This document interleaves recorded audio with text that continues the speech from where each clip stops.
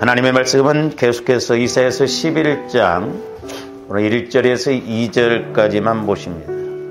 구약성경 981면 이사야서 11장 1절에서 2절 같이 합독하십니다. 시작.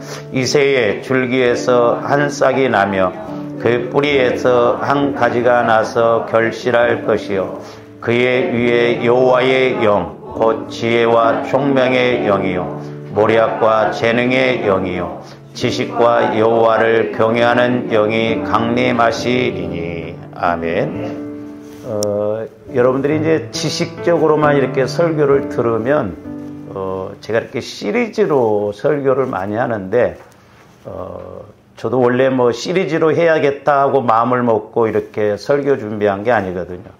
한 번 정도나 두 번 정도로 끝나야지 이렇게 생각을 하고 준비를 하다 보면 또 이렇게 본문을 가지고 기도하다 보면 성령께서 또 이렇게 저렇게 깨닫게 해주시는 것을 이렇게 체험할 수가 있습니다.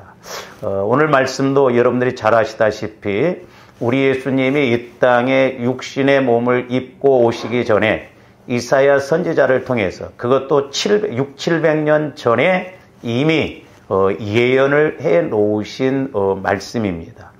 그래서 우리 하나님께서 이렇게 이사야 선지자를 통해서 예언하신 그대로 우리 예수님이 이 땅에 오셔서 이 말씀을 그대로 이루시고 갔는데 조원들이 사실 오늘 1절에서 이제 5절까지 이제 설교를 하면 모르겠어요. 3월달까지 해야 되나 5월달까지. 저도 어떤 데는 좀 본문만 갖고 하면 지루해요. 그러나 이제 우리가 성령을 통해서 내가 하나님과의 관계를 맺으면 본문을 가지고 10번을 설교해도 새롭게 들려지고 깨달아지는 것이 있거든요. 그래서 조아름들이 오늘 말씀도 보면 예수 그리스도가 이 땅에 오셔서 이제 이렇게 주의 영이 임해서 사역을 감당하실 것을 말씀하셨거든요. 그러니까 오늘 사실 오늘 2절 말씀만을 통해서도 성경 전체가 다 들어올 수가 있거든요. 그래서 이제 말씀을 드렸습니다마는 우리 예수님에게 주의 영, 성령이 임해서 이렇게 6가지로 역사하는데 그 6가지 영을 두 개씩 이렇게 짝을 이루어서 세 쌍으로 이루어졌다라고 그랬습니다. 그래서 첫 번째로는 이제 지혜와 총명의 영. 그래서 저와 여러분들도 6가지 성령께서 6가지로 역사하시면 더욱 말할 일이 없겠습니다만은 조합대 때로는 이 두 가지 지혜의 영을 통해서 총명은 이해력이라고 그랬잖아요. 통찰력, 분별력.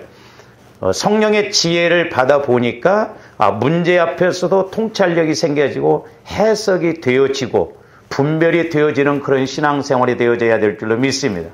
그래서 우리가 문제가 사실 문제가 아니에요.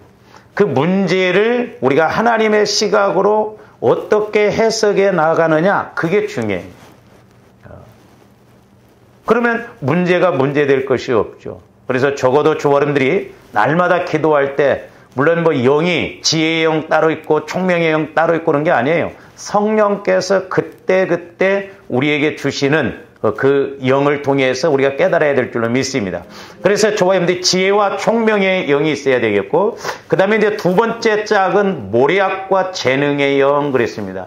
이 모략이라고 하는 말은 이사야서 9장 6절에도 보면 우리 예수님이 이 땅에 오실 때를 이렇게 말씀하시고 있는데 그는 기묘자라 모사라 그랬죠. 기묘자라고 하는 것은 영어로 보면 원더풀, 놀라운 그런 말이고 오늘 모략이라고 하는 단어는 모사와 같은 단어라고 해서 모사 잠언서에서 보면 모략, 그러니까 모사, 전략 같은 의미인데 이건 상담가 카운슬러를 이렇게 표현하고 있거든요. 그러니까 우리 예수님은 위대한 상담가다.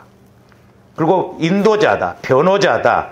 그래서 저와 여러분들도 성령의 인도를 받으면 우리가 믿음이 있다고 한다면 어떤 문제 앞에서도 우리의 보호자 되시고 상담자 되신 성령께서 가르쳐 주시고 조명해 주실 줄로 믿습니다.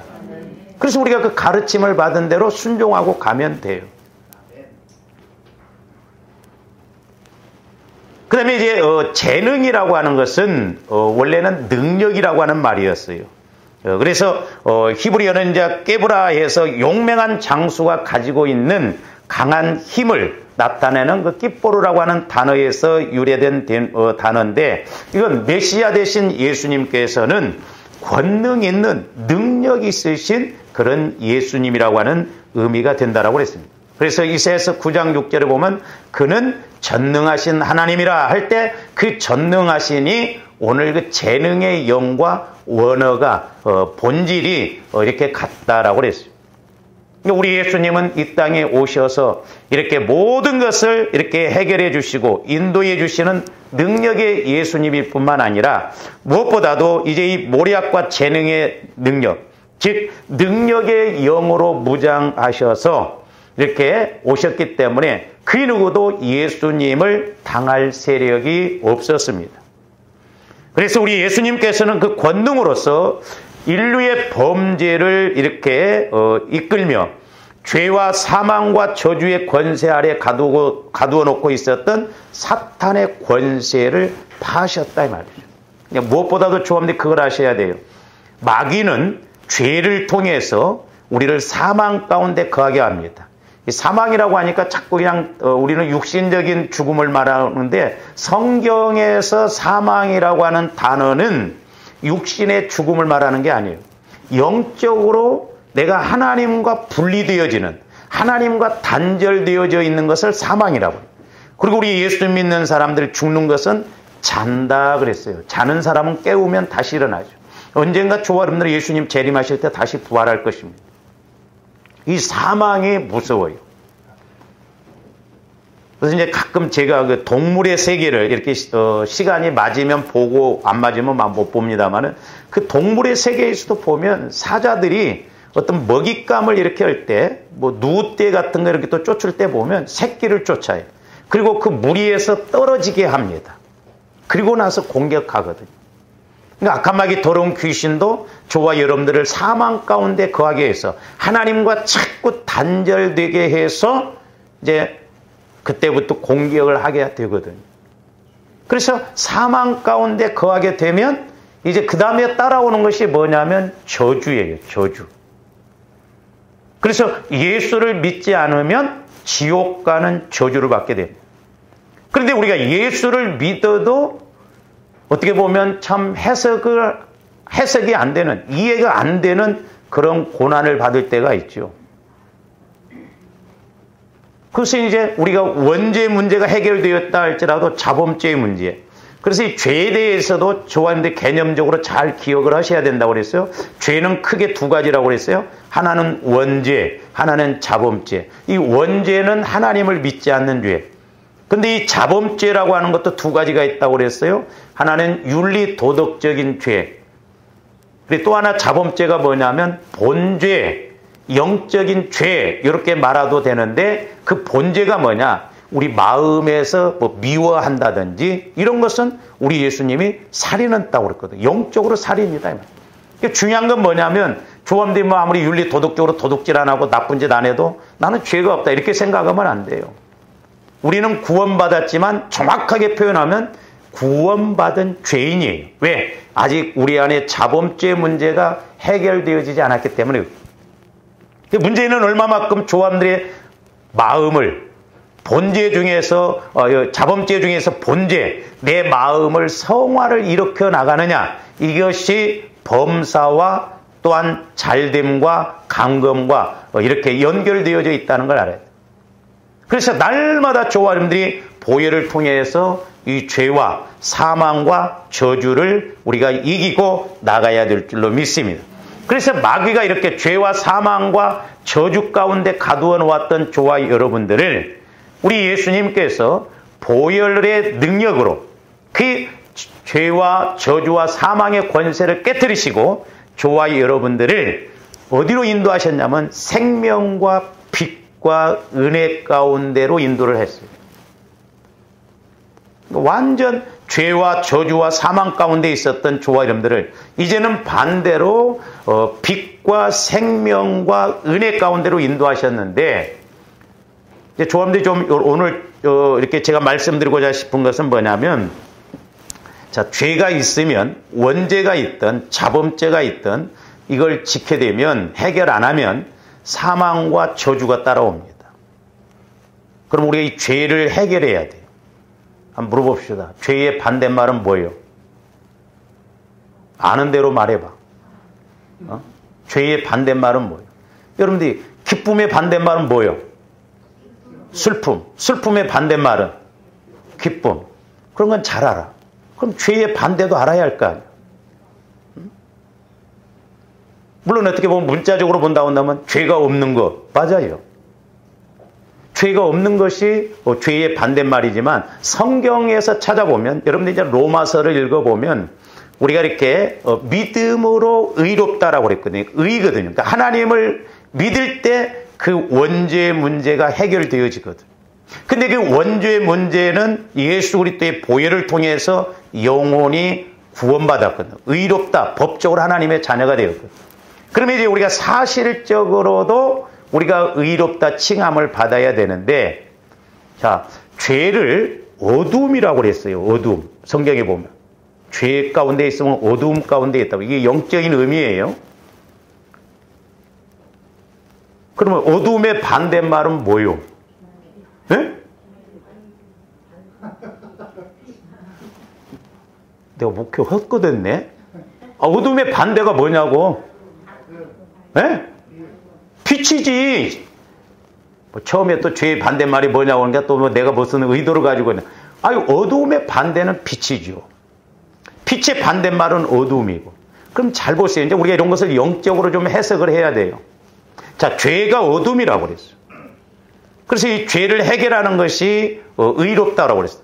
그러면 우리 예수님이 이 죄의 문제를 무엇으로 해결해 주셨어요? 예수님 피로, 보혈로. 그러니까 잘 이렇게 생각해 보면, 자, 죄가 어둠이라고 그랬어요. 그러면 그 어둠, 죄를 해결해 주신 것이 예수님 피요. 예수님 피를 믿고 나갈 때 의롭다 칭함받고 구원받은 거예요. 그러면 이제 이렇게 다른 말로 표현해 보면 예수님 피가 빛이 된다 이 말이죠.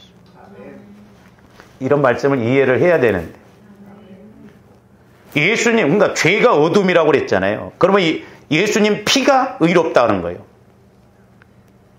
그래서 예수님 피를 의지하면 구원받고 저와 여러분들을 어디로 이끄시냐면 빛 가운데로 이끌어 나가신다 이 말이죠. 우리가 이걸 아셔야 돼요. 그래서 조합들 날마다 동원시키고 적용해야 할 것이 뭐냐면 예수님 피예요. 예수님 피를 의지하고 믿고 적용을 해야 될 줄로 믿습니다. 2000년 전에 십자가에 흘리신 그 피는 그때 끝난 것이 아니에요. 지금도 살아있는 피요. 지금도 능력의 피요. 지금도 구원의 피요. 지금도 생명의 피요. 지금도 아벨의 피보다 낫게 말하는 피다 이 말이에요. 저는 처음에 그 말씀도 좀 이해가 안 됐어요. 아벨의 피보다 낫게 말하는 피다? 그 예수님 피가 말을 하시는가? 근데 아벨은 죽을 때 자기의 억울함을 호소했잖아요. 핏소리로, 피가. 근데 예수님 피는 살리는 피, 생명의 피. 그래서 물과 피와 성령은 하나라고 그랬잖아요. 그러니까 예수님 피를 의지하면 꼭 성령께서 말씀해 주셔요. 할렐루야. 신기합니다. 아직 죄가 덜 처리되어져 있으면 죄에 대해서, 내 약함에 대해서 그걸 처리하도록, 빛 가운데 거하도록 성령께서 말씀해 주세요. 그래서 예수님 피가 능력이에요. 100년 전에 예수 믿어 구원받은 사람, 예수 피로 그 영혼이 구원받은 거예요. 100년 후인 오늘도 조합리 구원받은 것, 예수 피로 구원받은 거예요. 근데 우리 예수님 피는 영혼만 구원시키는 것이 아니라 저와 여러분들의 마음도 주님 마음으로 성화를 시키는 거예요. 제가 요즘 기도하면서 성령 하나님을 통해서 조명받는 게 딱 한 가지예요.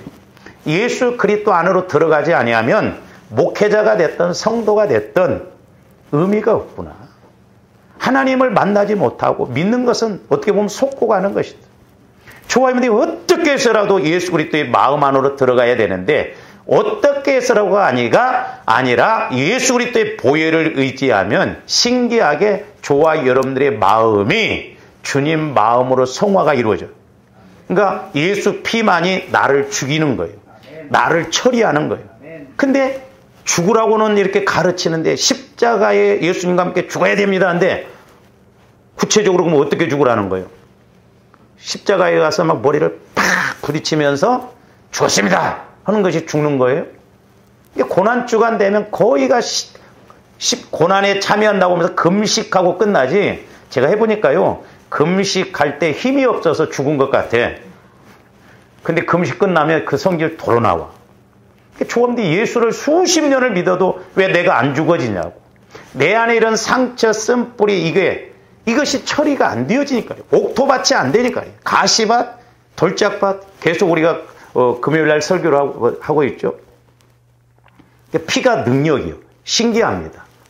피를 의지해서 이제 성령을 통해서 피 가운데 그 피의 능력을 체험하면 내 자아가 죽어지고 내 안에 쓴뿌리 상처가 치유가 이루어져요. 그러면서 주님 마음으로 회복이 되어지면서 생각이 바뀌어져. 마음이 바뀌어져. 할렐루야. 근데 이 작업은 조합들이 죽을 때까지 해나가야 돼. 죽을 때까지. 그래서 이렇게 예수 그리스도의 피가 이제 생명과 빛과 은혜 가운데 거하게 하신다 이 말이에요. 우리가 은혜 하는데 왜 이렇게 은혜를 못 받냐 이 말이죠. 가장 중요한 이 본질적인 걸 해결하는 예수 피를 의지를 않기 때문에 그렇다 이 말이죠. 제가 그래서 옛날에 예수님 피를 이미지적으로 마시고 바르고 뿌리고 부으라고 그랬더니 집사님 한 분이 이상하네 목사님 뭐 자기 동서가 목회자인데 동서한테 가봤더니 우리 목사님 예수님 피를 마시고 바르고 뿌리라고. 그 목사님도 그거 좀 이상하다. 뭘로 구원받는데? 복음성가에 나오잖아요.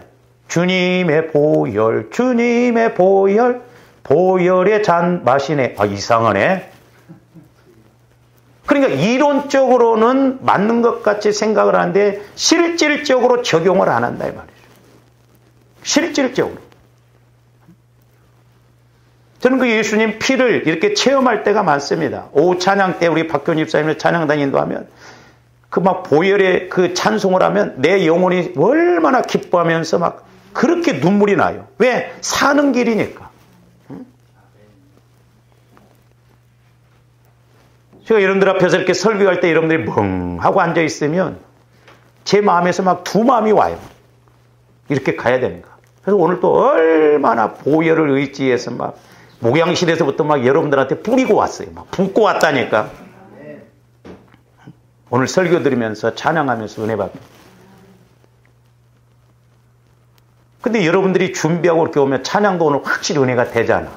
나만 느껴? 아니요. 숫자가 적어도요. 몇십 명, 몇백 명이 부른 것처럼 그렇게 와지는 거예요. 그러니까 실제적으로 저와 여러분들이 체험이 이루어져야 될 줄로 믿습니다.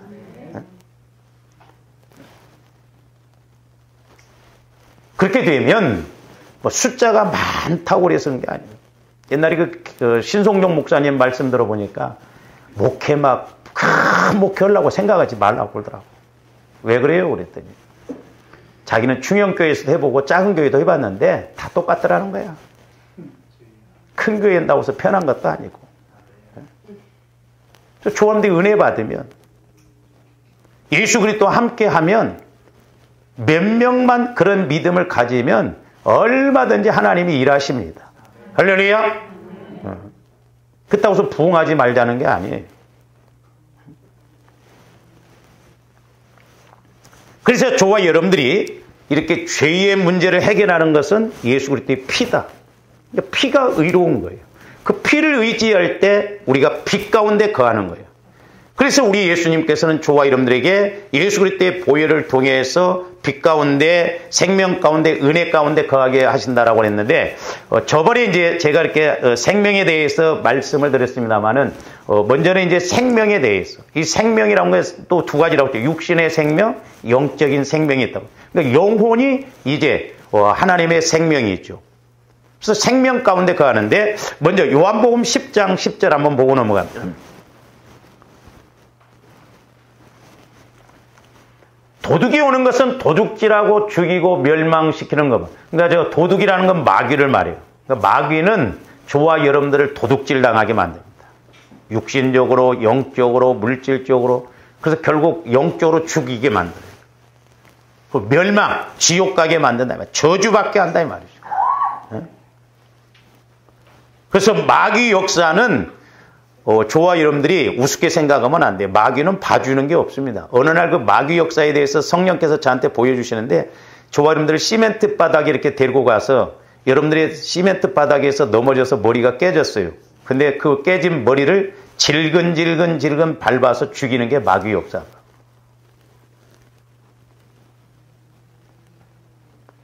근데 저주의 앞잡이다 이 말이죠. 그러면 내가 온 것은 양으로 생명을 얻게 하고, 양은 저와 여러분들, 이 생명이라는 건 영적인 생명, 영혼의 생명, 죽었던 영혼이 태어난 거예요.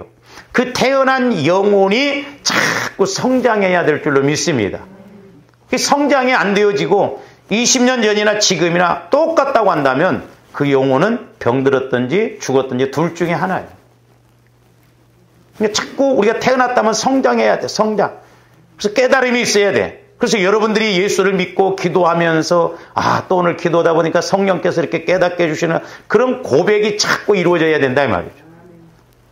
우리 집사님들, 권사님들 입에서 그런 소리가 나온가 기다려도 안 나와. 안녕하세요?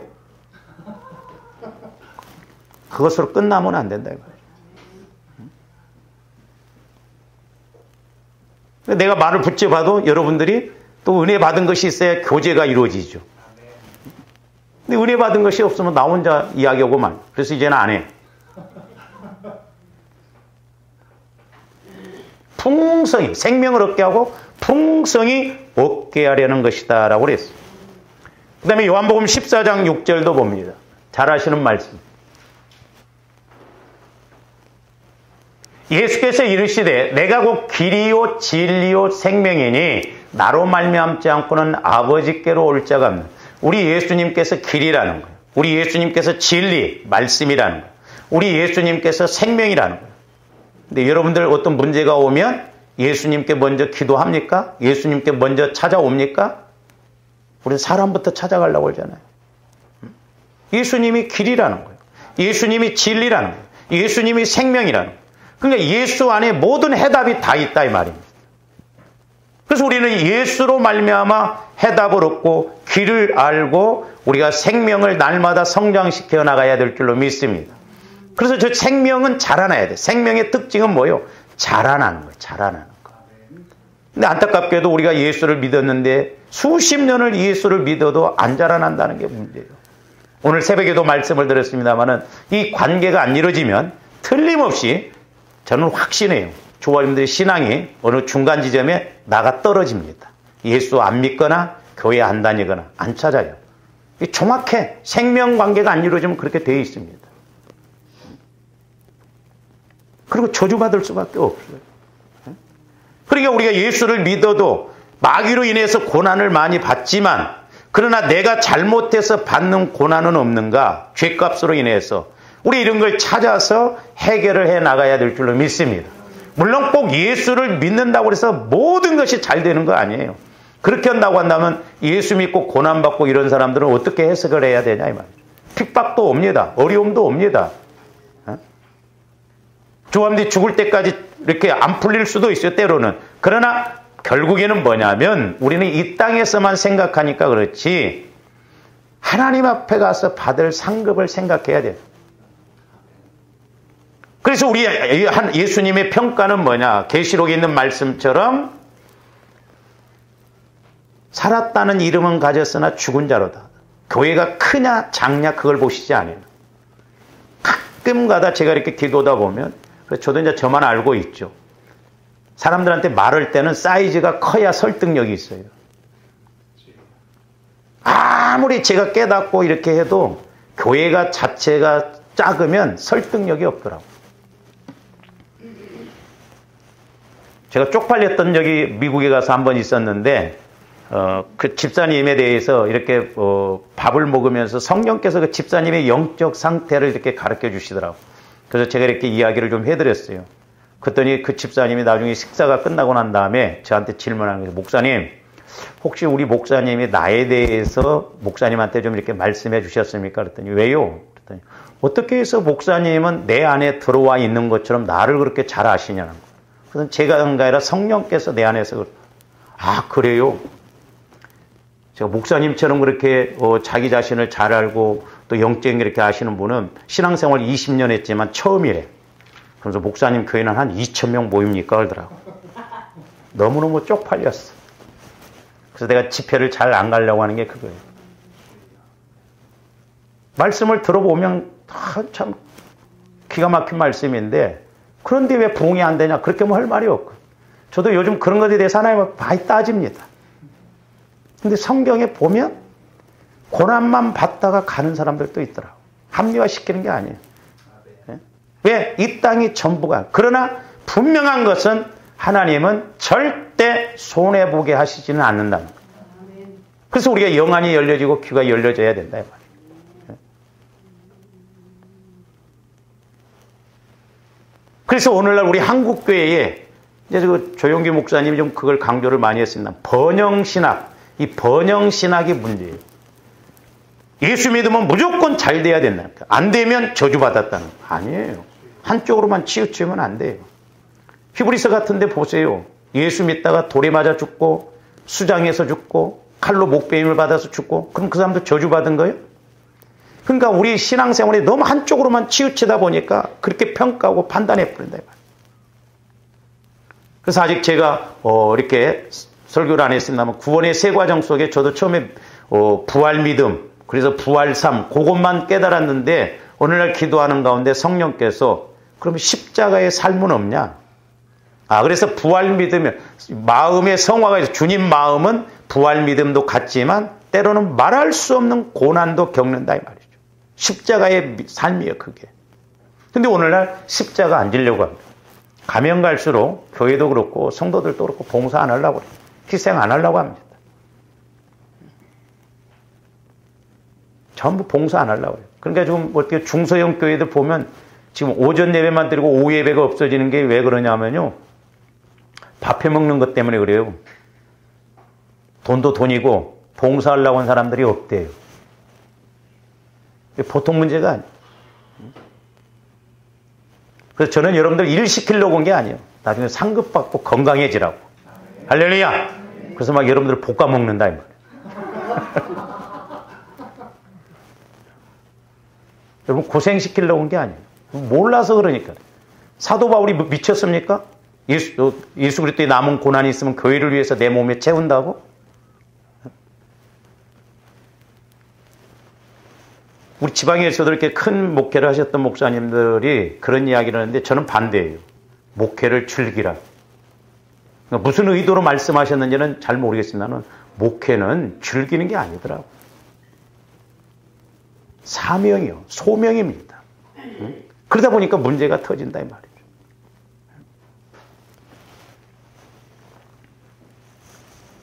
그 다음에 이제 두 번째로는 뭐냐면 빛이에요. 빛. 조원들이 이 빛에 대해서도 의미를 좀 잘 알고 가야 될 줄로 믿습니다. 빛이라고 하는 것도 두 가지 빛이 있습니다. 그런데 먼저 우리가 베드로전서 2장 9절 한번 봅니다. 베드로전서 2장 9절. 그러나 너희는 택하신 족속이요 왕같은 제사장들이요 거룩한 나라요. 우리가 그러니까 저와 여러분들이 예수 그리스도 안에 들어가면 예수님이 모델이잖아요. 그러니까 예수님이 하셨던 그대로 우리들도 따라할 수 있다 이 말이죠. 예? 그의 소유가 된 백성이니 이는 너희를 어두운 가운데서 불러내어 그의 기이한 빛에 들어가게 하신 이의 아름다운 덕을 선포하는 기이한 빛. 이게 생명의 빛, 영원한 빛. 하나님이 우리에게 영적으로 천국을 알아가게 하시는 빛이거든요. 뿐만 아니라 고린도후서 4장 4절에서 6절 말씀 봅니다. 그 중에 이 세상의 신이 믿지 아니하는 자들의 마음을 혼미하게, 그러니까 세상 신이란 건 마귀를 말해요. 마귀가 믿지 않는 사람들의 마음을 미혹한다 이 말이에요. 미혹. 혼미하게 해요. 진리가 진리인 줄을 모르겠다 이 말이죠. 그래서 그리스도의 영광의 복음의 광채가 비치지 못하게 한 그리스도의 영광의 복음의 광채. 저 광채라는 게 빛이에요. 빛. 나중에 말씀드렸습니다. 조합들이 성령 하나님을 통해서 영광의 그 광채의 빛이 내 영혼 안에 그 주님 마음 안에서 이렇게 보여지면 주와 이름들이 눈 감고 기도해도 깜깜한 밤에 기도해도 영적으로 그것이 보여지는 거예요. 그 미리 알아가는 거예요. 이게 중요해요. 그러면서 하느님 그리스도는 하나님의 형상이라는 거예요. 그래서 계속 봅니다. 우리를 전파하는 것이 아니라 오직 그리스도 예수의 주되신 것과 또 예수를 위하여 우리가 너희의 종된 것을 전파하는. 그러니까 우리를 전파하는 예수 그리스도를 전파한다 이 말이에요. 근데 그 영광의 광채, 그 빛이 너무나 중요하고 귀한 것이기 때문에 그래서 너희들의 종이 되면서까지도 빛을 비친다 이 말이죠. 그걸 전파한다 이 말이죠. 그게 영원한 빛이요, 천국의 빛이요, 생명의 빛이기 때문에. 그 다음에 이제 6절. 어두운 데에 빛이라 말씀하셨던 그 하나님께서, 잘 보세요. 저 어두운 데에서 빛이라 말씀하셨던 그 하나님은 저 상반절은 뭐냐면 창세기 1장 3절을 말하고 있어요. 자, 창세기 1장, 5절 한번 봅니다. 창세기 1장 5절. 하나님이 이르시되 빛이 있으라 하시니 빛이 있어. 그러니까 우리 하나님이 첫째 날 뭘 창조하셨어요? 빛을 창조하셨습니다. 근데 사람들이 저것을 일반적인 빛으로 알아요. 그래서 빛에는 두 가지가 있습니다. 하나는 하나님께서 창조하신 사물을 분별하는 빛이에요. 그러니까 조합이 육신을 가지고는 이렇게 사물을 분별하잖아요. 이렇게 빛을 통해서, 자연의 빛을 통해서. 근데 저 3절 빛은 무슨 빛이냐면 창조의 빛, 즉 예수 그리스도께서 행하신 하나님의 모습을 알아볼 수 있는 빛이에요. 영적인 빛, 진리의 빛. 그래서 나 영혼이 하나님을 알아가도록 보여주시는 빛 가운데 거해야 하잖아요. 그래서 자연적인 빛과 창조적인 빛 두 가지. 물론 자연적인 빛도 하나님이 창조하셨는데 이 태양빛은 넷째 날 창조하셨는데, 자, 창세기 1장 14절 보세요. 저기도 보면 이제 빛이 나와요. 하나님이 이르시되 하늘의 궁창과 광명체들이, 저기서 광명체는 태양, 달을 말하거든요. 낮과 밤을 나누게 하고 그것들로 징조와 계절과 날과 해를 이루게 하라. 저기도 보면 낮과 밤이라고 그래. 아까 5절에도 보면 낮과 밤이라는데 그 낮과 밤이라는 건 영적인 측면, 어둠과 밤을, 빛을 말하는 거예요. 그러니까 오늘날 조감들이 예수를, 내가 육신을 입고 있지만 우리는 영적으로 창조의 빛, 하나님이 함께 하신 하나님을 알아가고 이 어둠을 분별하는 빛을 봐야 될 줄 믿습니다. 그래서 우리가 어디 나가서나 사람을 대할 때 그 사람을 영적으로 볼 줄 알아야 돼요. 다른 것 아무 의미 없습니다. 뭐 학벌이 좋냐 낮냐 그게 아무 의미 없어요. 돈이 많냐 그게 아니에요. 영적으로 봐야 돼요. 영적. 신기해요. 그냥 육신적으로 걸어다니고 육신적으로 보는데 영적으로 보여져요. 그래서 우리 예수 믿는 사람들은 세상에 가서 장사하고 뭐 해도 사기꾼한테 속지 말아야 되죠. 근데 어두운 가운데 있으니까 이게 망하는 길인지 사기당하는 건지 모른다 이 말이에요. 그냥 빛 가운데 있으면 분별이 와진다 이 말이에요. 분별이. 우리는 이런 자연적, 일반적으로 하나님의 창조하신 이 빛을 통해서만 알려고 하니까 문제인데 이 영적인 창조의 빛을 알아가야 해요. 그래서 요한복음 1장 4절에서 5절 한번 봅니다. 자, 그 안에 생명이 있었으니, 그 안이라고 하면 예수 그리스도 안을 말하는 거예요. 예수 그리스도에게는 생명이 있었으니 이 생명은 사람들의 빛이라 그랬어요. 이게 뭔 말이냐? 예수 그리스도는 우리를 위해서 이 땅에 오셨잖아요. 빛으로 오셨어요. 그래서 육신적으로가 아니라 육신적으로만 가면 어두움 가운데 있고 지옥 가거든요. 근데 이제 내가 영혼이 구원받고 보니까 영안이 열려지고 귀가 열려져. 영안이 열려지니까 빛 가운데 영적인 빛으로 보게 된다 이 말이에요. 성령을 통해서 보게 되는 거예요. 사람들이 빛이라는 거예요. 그러니까 예수 그리스도 안에 있으면 사람들이 제대로 살아갈 수 있고 은혜 받고 복을 받을 수 있는데 사람들이 그 예수 그리스도를 안 받아들여. 그러니까 영적으로 보면 죄 가운데 있다는 것은 어둠 가운데 있다. 어둠 가운데 있다고 하면 무거워요. 그러니까 죄는 어둡고 무겁습니다. 그러니까 조합들이 자범죄 문제도 해결 안 되어지면 사는 것이 힘들어. 예수를 믿는 것도 힘들어. 귀찮아. 때로는. 5절. 빛이 어두움에 빛이 돼 어두움이 깨닫지 못하더라 그랬어요. 그러니까 예수 그리스도의 빛이 우리에게 비춰지는데 내 마음이 죄 가운데 있으면 어두움 가운데 있으면 그걸 해결하지 못하면 어둠은 어둠끼리 통하거든. 그러니까 뭔 말을 해도 이해를 못하는 거예요. 못 받아들이는 거예요. 왜? 어두움 가운데 있기 때문에. 그러니까 조합원들 자범죄의 문제를 해결해야 될 줄로 믿습니다. 자범죄 중에서도 본죄, 내 안에 상처, 쓴뿌리, 죄성, 성화가 안 이루어졌어. 아직 어두움 가운데 있으면 듣고도 몰라요. 보고도 모릅니다.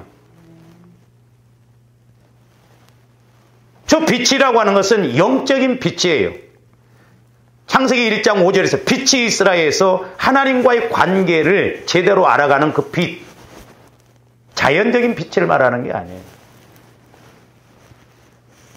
그래서 조아님들이 영안이 열려진다는 것은 이제 빛 가운데 거한다면 눈이 열려진다는 것은 빛이 있으면 보여지잖아요. 그래서 다시 고린도후서 4장 6절로 가서 봅니다. 고린도후서 앞에 고린도후서 4장 6절. 자, 어두운 데 빛이라 말씀하셨던 그 하나님께서 예수 그리스도의 얼굴에 있는 하나님의 영광을 아는 빛을 우리 마음에도 비추셨다는 거죠. 저기 예수 그리스도의 얼굴, 저것은 뭘 말하냐면 성령 하나님을 말씀하죠. 그러니까 예수 그리스도의 얼굴에 있는 빛이라는 거죠. 모세도 시내산에 가서 하나님과 대면을 하고 내려오니까요, 얼굴이 너무너무 빛이 났어요. 근데 자기도 인식이 잘 안 돼서. 사람들이 너무 빛이 나니까 막 가리고, 모세가 수건으로 가렸다고 그랬잖아요. 그러니까 그런 의미예요. 저 얼굴이라는 거, 조합들인 게 성령의 인도를 받으면 요즘은 그런 권사님들 찾아보기가 힘들어요. 옛날에는 아이고 권사님 얼굴 막 성령의 꽃이 피었네 그랬어. 화장해 놓은 것처럼 막 얼마나 얼굴이 막 포통포통 해가지고 보기가 좋은지 몰라 막.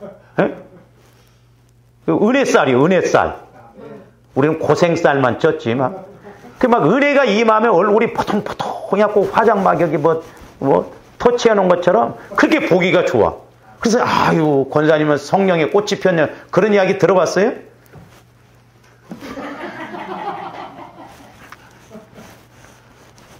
너는 왜 똥 씹은 얼굴 같냐? 은혜 받아보세요. 얼굴이 벌써 막 달라진다니까. 제가 말씀드렸잖아요. 이렇게 상담하다 보면 올 때는 말고 우리 까맣잡잡하게 그랬는데 기도받고 그 영적인 문제가 딱 해결이 되면 갈 때는요 얼굴이 신기하더라고요. 저도. 그러니까 우리 예수님에게도 성령의 그런 은혜가 임하니까 예수님 얼굴에 있는 하나님의 영광을 아는 빛. 그래요.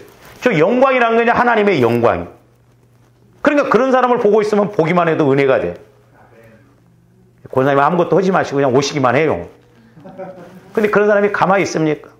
말을 해도 은혜 받은 것을 이야기하고 깨달은 걸 이야기하기 때문에 은혜가 돼. 이게 자석처럼 자꾸 끌림이 있어. 자꾸 육신적인 소리 나오고 마귀가 주는 소리 오면 있기 싫어. 끼리끼리 올리거든. 그래서 저기서 아는 빛을 그랬죠. 저기서 빛이라고 하는 것은 성령의 말씀을 말해요. 성령. 그러니까 조화님들 보세요. 성령께서 말씀을 주시면 신기하게 빛처럼 보여지고 알아져요. 그러니까 이거 이렇게 쉬운 건데 왜 내가 몰랐을까? 그러면서 안색이 달라져요. 예? 그러니까 성령의 말씀이 빛이요, 빛. 주의 말씀은 내 발의 등이요 내 길의 빛이니다 그랬잖아요. 그러니까 저와 여러분들이 어떤 어려움이 있다 할지라도 성령을 통해서 말씀을 받으면 빛이기 때문에 목적지는 안 보여도 그 빛만 따라가면 목적지까지 갈 수 있거든요. 너무너무 중요해요. 이 관계가 이루어져야 된다. 이 단계가 이루어져야 된다니까요.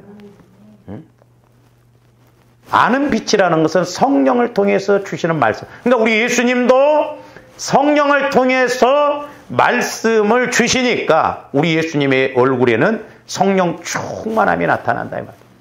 그래서 우리 마음에 비추셨다 그러죠. 그래서 비춘다라고 하는 것은 성령 하나님을 통해서 영적 지각의 능력을 이어서서 진리를 비추시고 보게 하시고.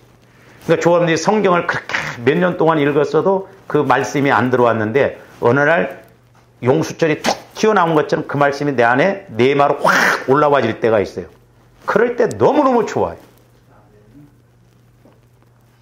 저도 때로 이렇게 말씀을 준비하고 말씀을 읽다 보면 늘 하던 말씀이지만 성령께서 조명해 주시면 이 말씀이 이래서 이 말씀이네. 이래서 이 말씀이 이 말씀이네. 그게 막 말씀을 여기저기 조립을 해서 또 이렇게 해서 하는 것이 그렇게 좋아요.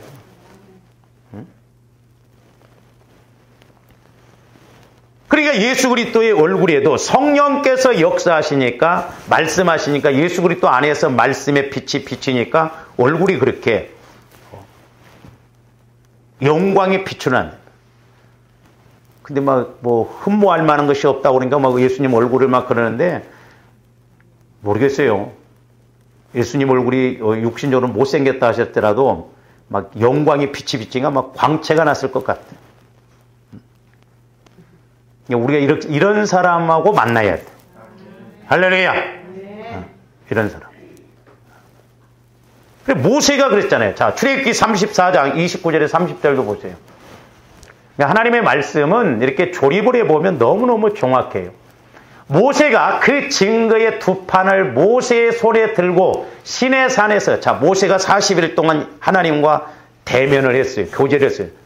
밥도 안 먹고 금식했어요. 그러니까 얼마나 영이 맑고 깨끗하고 성령 충만했겠어요. 그래서 그런 모습으로 내려오니 그 산에서 내려올 때에 모세는 자기가 여호와와 말하였으므로 여호와와 말했다는 거예요. 오늘날도 조합원들이 성령 하나님과 교제가 이루어지면 얼굴이 핍니다. 할렐루야. 마음이 평안해지기 때문이래요. 마음에 즐거움이 오기 때문이래요. 근데 세상 사람이나 예수를 믿어도 그런 관계가 안 이루어지면 얼굴 보면 막 죽은 깨처럼 근심. 어?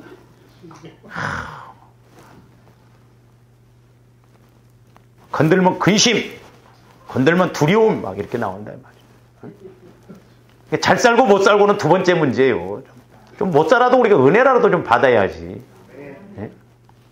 그러니까 자기가 여호와와 말하였으면, 그러니까 40일 동안 교제하고 보니 모세가 성령 충만했다 이 말이에요. 오늘날로 말하면.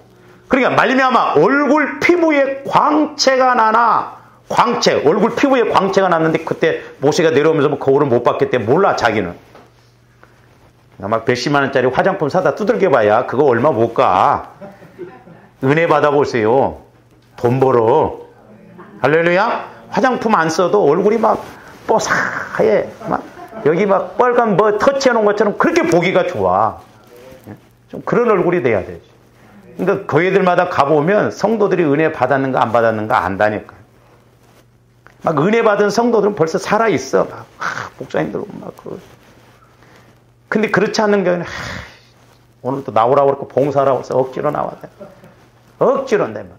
얼굴 피부에 광채가 났어. 광채. 근데 깨닫지 못했다. 저들이 이제 우리 목사님들이나 오래간만에 만날 때, 어유 목사님 더 젊어지셨네요. 그럴 때 좋기는 좋아. 아, 얼굴이 막 윤기가 나는데, 윤기? 뭘 먹어서 그래? 은혜 받아보세요. 화장품 안 써도요. 화장품 쓴 것보다 훨씬 좋습니다. 할렐루야? 네. 성령 화장품. 광채가 나나 깨닫지 못했다. 근데 30절 보세요. 30절. 아론과 온 이스라엘 자손이 모세를 볼 때에 모세의 얼굴 피부에 광채가 남을 보고 그에게 가까이 하기를 두려워하더니 그랬어요. 얼굴 피부에 광채가 났다는 거예요. 육신적인 차원이 아니에요. 영적인 차원이에요. 영혼이 잘 되면 범사도 잘 되고 강건하다는 것이 그거예요. 할렐루야. 얼굴에 소위 말해서 성령의 꽃이 피어 빛이 비추니까 다르다 이 말이에요. 그러니까 돈이 없어도 얼굴이 막 뽀삭하게 꼭 부잣집 만면일이 갖고 그래. 목사님들이 저를 볼 때도 이용규 목사는 돈이 많을 것 같아요. 말이라도 고맙다고 그랬어. 우리 지방의 목사님이 그러더라니까. 이용규 목사가 돈이 없다고 한다면 누구를 믿어야겠냐는 거예요. 말이라도 고맙다고 그랬어. 부자같이 생겼어야 부자 되겠지. 근데 백성들도 아론과 훌도 모세를 가까이 하기 어려웠다. 왜? 그렇게 광채가 나요. 근데 모세가 왜 그렇게 됐어요? 하나님과 교제하니까. 오늘날도 조합원들이 성령의 인도를 받으면 대부분 우리 표정이 달라지고 마음이 달라지고 행동이 달라집니다. 그래서 조화 여러분들이 이렇게 생명 가운데 피 가운데 거해서 우리가 늘 이제 은혜 가운데 가는 그런 신앙생활이 되시기를 주님의 이름으로 축원을 드립니다. 오늘 좀 여기까지 기도하시죠. 사랑의 아버지 하나님 감사를 드립니다. 하나님의 나라는 말이 있지 않고 능력이 있다고 하셨는데 이제 늘 우리들도 성령 하나님을 통해서 말씀이 실제적으로 체험되어지고 깨달아지고 믿어져서 우리의 삶도 천국의 삶이 되게 하여 주시옵소서. 감사와 영광을 돌리오며 언제나 우리의 생명 되시고 빛 되시고 은혜 되시는 예수 그리스도 이름으로 기도하옵나이다. 아멘.